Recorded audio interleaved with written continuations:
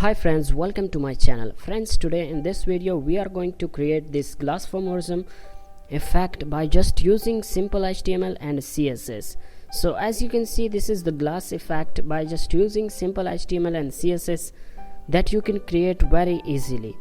So if you want to learn HTML and CSS, then you must have to subscribe my channel. Okay guys, let's get started. So this is my HTML file. First of all, starting with the HTML, and this is our CSS file. First of all, the universal tags, padding 0 and margin 0, and box sizing is border box. Now let me just link this CSS file in our HTML file. So first of all, starting with the container, with the class of container, and inside this container I am taking one more class with the glass. And now we have to design this in our CSS. First of all, our container class, we have to add the background color, the background image to this container. First of all, the background URL with no repetition, and the background size is cover, and the height is 100 VH, the width is also 100%. So now if you see the output, so this is our background image, and we have to add the glass effect to this image.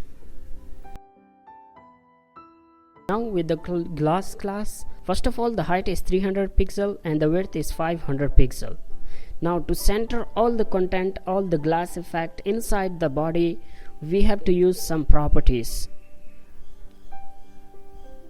If you want to center all the content inside the body, then you must have to use these properties. First of all, the position is absolute, the top is 50%, and the top is 50%, and the left is also 50%. Now the transform is translate -50% and -50%. By using these four properties, you can center all the content inside the body. And by using this simple property, the backdrop filter property, you can create a glass effect, the glassmorphism effect, by just using this one property, the backdrop filter blur 10 pixel.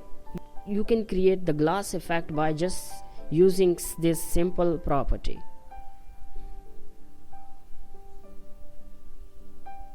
And now you can see this is our output, this is our glass effect that we create just by using this simple property.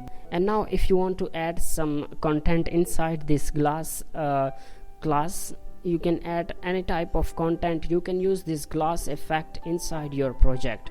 So thanks for watching, and please subscribe to my channel for such amazing HTML and CSS videos.